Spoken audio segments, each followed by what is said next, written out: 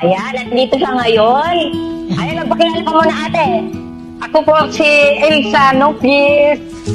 Total, nasa magandang pwesto ka na ngayon, dadagdagan ko ng 2,000 yan. Papupunta si Cheryl dyan. Kung nasa pag-ibig. Ako po si Elsa Nopis, taga Nia Road, Barangay Pinyahan, Quezon City po.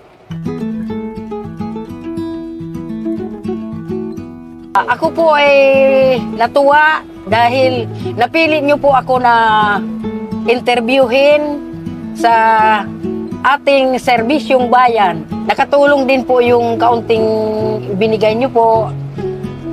Medyo gipit kasi kami lagi dahil may estudyante kami nga ginagastusan.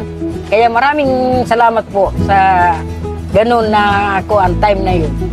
Ang hiling ko nga po sana sabi ko balikan ako nila sir kasi tulad ngayon po nga nasunugan kami, lahat ng tirahan namin, lahat na gamit, pati yung mga paninda, nasunog po. Kasi yung time na po yun, na galing kami nagtinda, namili muna, bago ipinasok namin sa bahay. Nagbiyahe kami, kanya-kanya kasi kami. Ang asawa ko maglalabas sa Bulacan, doon po sa anak namin. Ako naman po, mag-a-attend sana ako sa Cavite ng meeting. Hindi pa nga po kami nakakarating ng pupuntahan namin. Pumutok na po ang balita ng may sunog dito sa Nia. Pero pagdating po namin, lahat na silab na po. Masakit sa kalooban nga nasunugan kami dahil na walang natira sa aming mga gamit kahit na yung aming mga pinaglulutuan kasi naghahanap buhay kami na yun lang ang hanap buhay namin, yung mag-asawa kasi mga senior na kami. Para yung aming anak naman, ikang matapos lang namin sa pag-aaral. Kaya lang, wala magagawa at yun nga, nasunugan kami. Kundi magtiis sa ganito. Kaya masakit po sa amin, kaya ako nagtsatsaga magpila-pila.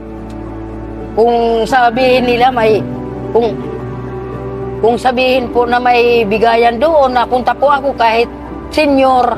Isa pa sa pinagmamalaki ng mag-asawa ay napagtapos nila ang kanilang mga anak sa pagtitinda na ngayon ay bunsong anak na lamang ang pinag-aaral bilang isang pudis. Kaya naman para muling makabalik sa pagtitinda si Ate Elsa, ibinigay na namin ang dagdag puhunang bigay ni Tatay Rani para sa kanya at sinamahan na rin natin siyang mamili.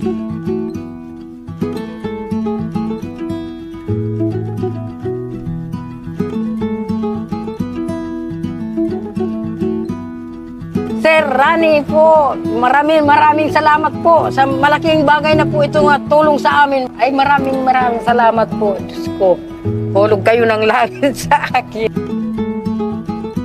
Sa tulong ng ating programa, naibalik natin muli si Ate Elsa sa kanyang hanap buhay.